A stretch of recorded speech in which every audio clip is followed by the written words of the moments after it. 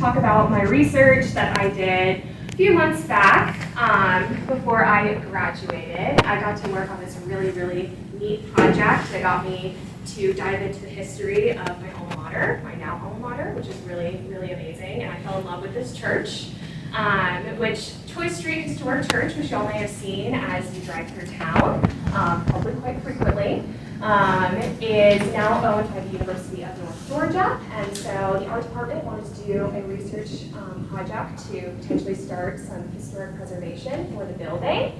And I got to be a little seed to get that started. And so as I was tasked to look into the architecture of this building. It's a very interesting building to look at. It's kind of like, why was this decision made, and why is it placed here, and who built it, why did they build it?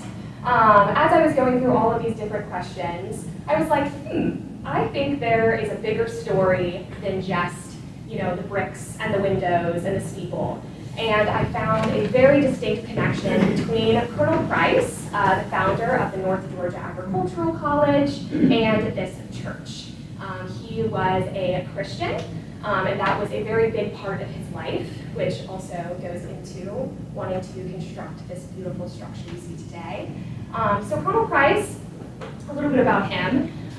So he did a lot in Dahlonega, but he was born here, and then he moved to South Carolina. He actually worked in a print shop for some time. He worked with newspapers. Then he served in the Confederate Army, but in the South Carolina Confederate Army, as he was living in South Carolina at the time. He was a sergeant. And then after his time there, he moved to Dahlonega, and he became a lawyer in the area. And actually, as a term of honor, endearment in the community, he was given the title of colonel, even though he was not a colonel. But that was just a respectful term, especially in the South during the post-Confederate era. And so he really put himself all over the community of Dahlonega, as I said, founding the North Georgia Agricultural College, and then also being a lawyer, a statesman. He was a senator in the state of Georgia, and then he also had a very big impact in the Christian community as well. So a really great way to talk about his connection in the area and his very big impact in the area are buildings. He had a lot of stake in the architecture of the area, and I think this print that I found actually in an antique shop here in the square was done by John Collick, who was a North Georgia native. And so this print includes two buildings that he had a large impact in his creation, including the, as it was called at the time, the New Baptist Church. You'll see if I can this pointer. Oh, I just skipped it. Now we can use the pointer right here. So he would have called it the New Baptist Church, as this structure right here, this wooden structure with actually a steeple that was over to the side, that would have been the Old Baptist Church. We now know it as Choice Street Historic Church because of the street that it is on, and also since the congregation has since moved down the road to a larger building to accommodate its larger congregation. And so there would have been two buildings during his time. And so then behind the New Baptist Church, interesting enough, with a print titled Dahlonega Baptist Church, you see Price Memorial Hall, which Price Memorial Hall was an educational building. And behind it, kind of glistening off the golden steeple, is the front window of the New Baptist Church. It's really showing the intersect of Colonel Price and his impact with these structures. Then in the rest of the print, you see some more historical elements, including ritual baptism, as it was the Baptist congregation, and then also the Dahlonega branch of the U.S. Mint, which is what Price Memorial Hall was the foundation of. So the Mint went out of commission after the Civil War, and since it separated from the Union. And so then after that point, Colonel Price took it upon himself to take that building and use it for educational purposes, and made it the administration building. It would later be named after Price in his honor. So to go a little bit more on this intersect between religion, education, Price, all of these different things. Let's first start with faith. So I pulled this primary source that was written by Colonel Price himself, called 6 Years of the Life of Country Village Baptist Church. This was the first written record of the Baptist congregation in Dahlonega. So he started in 1838, which would have been the church's inception. He would not have been born then. But then he goes until the beginnings of construction of the new Baptist church. And so actually this pamphlet was written in order to gain money and funding for the new structure. And so it was a passion project of his. He actually says down here at the bottom of the preface that the writer will be rewarded for writing this document. He talks a little bit about the congregation as well, saying that some people were building better than they knew. He uses this concept of building and structures and having that man-made impact as well. So he really liked to make sure that you could see your accomplishments, especially when it comes to structures. So looking more into this document, we can kind of see why Christianity was a big deal in Dahlonega, and that's because in the 1800s, the early 1800s, there were a lot of vices going on. It was kind of like the Wild West of the Appalachian Mountains. Many things were happening. You had here's a list of some of those vices that he lists out, including intemperance, foul language, gambling and betting, prostitution, dancing.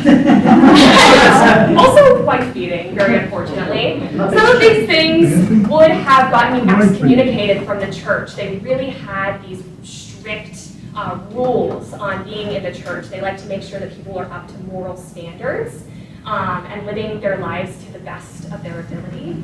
And so, kind of upset for Brother Kilgo, but he was swearing a lot. He was a sailor, basically. But so the Baptist Church was very strict, and these actually went carried into the school that was founded in the town. So going into that education aspect, we can really see this in the buildings. So the first one here, like I had said, Christ Memorial Hall, which was the administration building at the time. This was a very big embodiment of education. It was huge brick structure. Everything around the area probably would have just been little wooden buildings, and you've got this big brick structure with this steeple at the top. It's grand, and it shows the importance of education. And then you can see that again with the church. It's also a very grand structure. And interestingly enough, when you walk into the front entrance of the church, you come across a window. And, you would think it may have some sort of religious symbolism. And instead, it's actually a memorial to the president of the North Georgia Agricultural College. He would have attended the congregation for only a short period of time, but he was memorialized right in the front part of where the steeple is. Showing how important education was to also the religious community in the area. So then a little bit more into this intersecting idea, we go into the lost cause. And so Colonel Price, he had served in the Confederate Army, and many people in the area, especially the ones that were making decisions in the South, had served in the Confederacy. And we can see a lot of things trickle down from that time period. There was, they had a loss, and they obviously could not go back to their original roots because things had to change after the war. And architecture was a way in which to preserve these morals and values of those people that served and, wanting this antebellum era back. And so one of the structures that I actually found this in, I read this very interesting source. It talks about Lee Chapel, which was it's at Washington Lee University. This school, actually one of the presidents was Robert E. Lee, who's also pictured over here. And this is also his too, which is within this church structure. So this was built after the Civil War, and it was overseen by Lee himself. He wanted to have an impactful structure that people could use. And after that point, they actually memorialized him inside of the building. So this is not a new concept of taking these structures of religion or education, seeing as though this was also on the property of a school, and having that lasting impact to continue the next generation. So we also have some influences of the Lost Cause ideology into the school of the area. This was also seen at other military colleges as well. And so you can see that religion was a very big part of the school. So the college was non-sectarian, but decidedly Christian in tone and character. And so students were required to attend chapel. And so there were multiple different churches in the area. You have the Methodist Church, you have the Baptist Church, and they would choose, and they would be able to go to one, but they were required to go on Sundays. They are shaping the discipline. So this concept of moral character and religion coincide in the educational facility. So now we can go a little bit more into the architecture. We've got the why. Why was this structure built? You know, what are the intentions? What are the values going into this? And so we've got the first church, and then we have the second church. So this wooden structure was deemed inadequate for the congregation. You know, the congregation's growing, we've got a new college, and Christ wanted his students to be able to know God in the way that he knew God, as he was a Baptist. And so by creating this new structure, you know, there was some intentional elements behind it. You've got wood as opposed to shiny brick. And then you've also got these stained glass windows, this attached steeple instead of detached, but it may be harking back to the old structure as it is kind of offset from the rest of the building. But you can really tell that there is a beautiful attention to detail to create a structure that is very different from the original. Location was also a big deal. So the old Baptist church would have been located somewhere around maybe where the drill field is today, but it would have been just somewhere where the college now stands. It has obviously since been torn down, and the parts were sold. Actually, it was put in a nugget that the parts were sold as well. But so here we've got a map of the area. These structures here that are in like this black kind of color, it looks to be, but I think it's supposed to be maybe. They are made out of brick. And then all of the other surrounding buildings are made out of wood. And the brick buildings were buildings of high importance. You know, you've got the courthouse right here in the center. You've got Price's Law Office right here. You have the church. And then you also have Price Memorial Hall as well. So, well, the administration building at the time. You've got these high importance buildings. So Price wanted to make sure that his church was put as a high importance building. It was something that was really integral to the town. It wasn't just a storefront. It wasn't just, you know, maybe a home. It was something that was separate. And then the financials that we'll look into, they're actually quite interesting. And they kind of illuminate this attention to detail. We've got bricks, which were actually a gift from a man that lived in Gainesville. He was very interconnected. Then we've got Empire Glass Co., which supplied the stained glass. We also have marble, these really nice materials. And Price even goes on to talk about how people need to, you know, put in their share. This new structure was going to be something that was going to outlive them, something their children could go to, and they needed to pay up. The church is substantially built, and they should act promptly. The contributions should come in at once. Anybody who hasn't given something, whether it's a penny, a nickel, a dime, you know, they should want to contribute to this new building that will outlive them. And, you know, it's greatness. I mean, the revival, it's going to be amazing. He actually gave a golden trowel to, you know, get into the dirt, lay into the foundation. It was a very big deal, this grand building. And as I had said, these very grand choices of materials, this pink marble, gorgeous, down in the basement. These beautiful stained glass windows, you've got some slag glass here with that marbling, and the beautiful designs, lots of character. And then actually this guy here, this piece of marble was actually donated by an alumni of the North Georgia Agricultural College. So you've still got that tie in between the school and the church. And so we also had some structural updates. So when you go into the church today, it is not as it was back in the 1800s. That's because there was an update in the 1950s. But you can infer as to what it would have looked like in the past. One reason being is we've got Reverend Steve Johnson here, and he's out behind the pulpit, and Price's memorial windows are right behind him. But now they're kind of off to the side. So one could gather that the original pulpit would have looked something like this, which this is Crescent Hill Baptist Church, which is in the Helen area. You've got this stained glass window right behind the pulpit. But they also added an extension, but they did not open the building. They didn't extend the building. So you can see that there's some old brick here and new brick here. They basically took the church, opened it like this. And so that window can be inferred that it would have been moved from originally being behind the pulpit. And I'm actually going to bring this up in just a second. So let's talk more about architecture, shall we? Love architecture. My other research professor, I got to learn so much from her, Dr. Ferguson. So now I understand what these words mean. So I can tell you. So we've got a tented steeple, which is right up here, that very distinct kind of tent shape. We've got an ogee arch.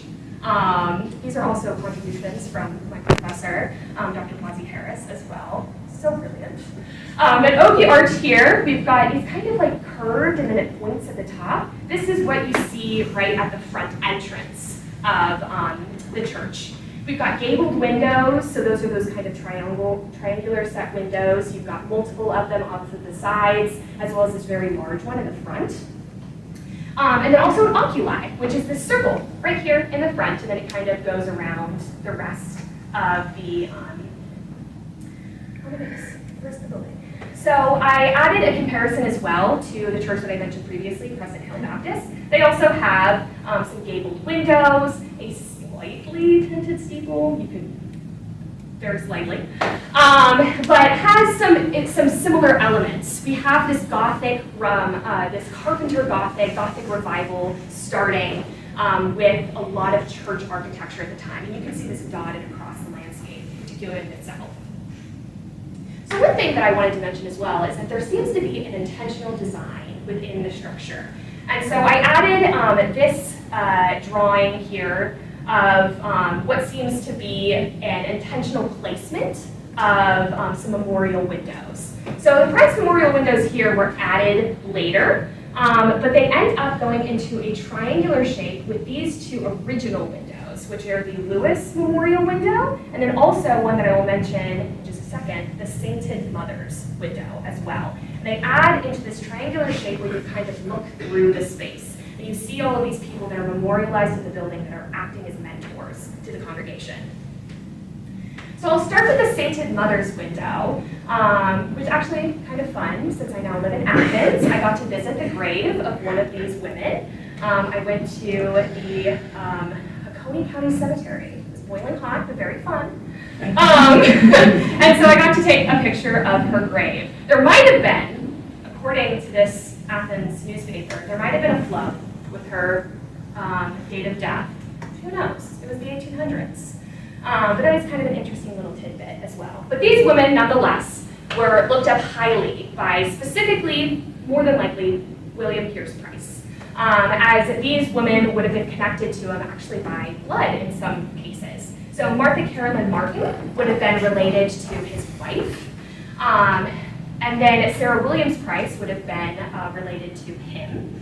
And then we also have Miss Mary Ann Singleton, whose grave is marked right here, and then Emily Autry Smith as well. And what really connects all of these women is these accomplishments that they've made. So these are upstanding women in the congregation, and these are their upstanding achievements. We've got a member by experience. We've got a woman that joined the day that the church was constituted. She did this by letter, so she would have had a recommendation from another church. You also have a woman that escaped persecution, or as I say, oppression here. Being a woman of another congregation in the Protestant faith, coming and seeking refuge in a new area. And then you also have another woman that gave some tithing as well, the first woman to do that. And these are all very high accomplishments to look up to in the church. Then we have another memorial window that was added around the construction of the church in 1897, 1898. And that would have been David William Lewis. As I had mentioned, he was the president of the North Georgia Agricultural College. It notates him as a humble Christian, a profound scholar, and a distinguished statesman. He would have had quite some years on William Pierce Price, potentially would have been looked at as a father figure, but he definitely would have been looked up to as a mentor for any young man, particularly maybe a cadet at the college, to come in and look up to as he goes into church, being like, this is the upstanding man that I want to be, that I know that the church can give me. And then another little tidbit as well is that we can tell that these windows were more than likely put in around the same time based off of the similarities in the lettering, the typeface, as well as these rosette patterns in the stained glass. So the rosette meaning kind of like a flower shape. So there's definitely very distinct similarities between those two, which is kind of a cool little artistic fact. And then to go into the Price Memorial windows. This, if anyone was here earlier, was the sketch I was talking about that I drew up. So I found this source written by Carl W. Southwell. He wrote a history after Colonel Pierce Price about the church up until 1983. So he also would have been after Kane, who was a well-known historian in the area. And he actually added this tidbit, which was difficult to read, about the addition of the Price Memorial windows. And so he notates where they would have been located in the original structure. So I kind of drew it out here. There would have been 2 rooms in the back, and then the baptismal pool would have been under some doors. It would have been made out of copper. Then you had Price's memorial windows right behind it, and then the pulpit in the front, some seating. And then the choir actually would have potentially been right over here, which is kind of neat. And then it would have been moved. I would have thought it would, well, no, it wouldn't really fit over here. I don't really know what they used this space for, but this was the entrance of the church. So it was definitely intentional to have it right behind where the pastor would be. So to look a little bit closer at these memorial windows, they are very different as opposed to the front 2 memorial windows. Mainly because of typeface, we've got this more Gothic style typeface. And then we also have these very detailed windows with mostly slag glass and marble. And then we also have some iconography as well, which ties in that element of religion, spirituality, and people to look up to and mentors. So these 2 mentor figures would have been Martha Martin Price, which was Price's wife, and then William Pierce Price. These would have been added in by their daughters as a memorial to them. And then, so I actually did a little bit of research in the Bible to find out what these motifs are. So I've concluded that this may be a lily of the valley, and then we've got a bundle of wheat, a bushel of wheat. And so I added some Bible verses that pertain to those. We can think that Martha Martin would have been somebody that would have just been a life giver, bringing life and light to those around her, like a beautiful wildflower. And then you've got Price, who would have been the harvester and the one to have good harvest and continue and bring prosperity, things that will outlast him. So now we've come to the end. All that talking and all that information that you can see, thankfully, outside of your door. But in conclusion, the reason why I talked about all of this, we have this distinct connection between Price and the college, which Dahlonega is known for, one of those known elements of it. And then we also have this beautiful church building. And he left an amazing testament to the city of Dahlonega and to the people that came after him, leaving this beautiful structure that was used for so many years after him. And now is amazingly being used by my alma mater. We have some wonderful artists that have produced such beautiful art in this building, and I hope that would make him happy. This excerpt in the nugget I've added at the end to kind of tie it all together. They talk about him after he had passed in 1908, being penniless and ragged. We remember about Colonel Price having a pair of cotton pants made, which he gave to us, not to wear to heaven, but to attend church so as to save us from embarrassment. Then we may have gained admittance through the pearly gates, but we can't say about it now. He made something that was, worthy to have, worthy to, in this case, be worn. But in order to do something with it, you had to use it. You had to go to church. You had to go to school. You had to use these structures that he put in place for people to come. And he's obviously made an impact, especially since I'm standing here today and talking about him. So thank you for listening.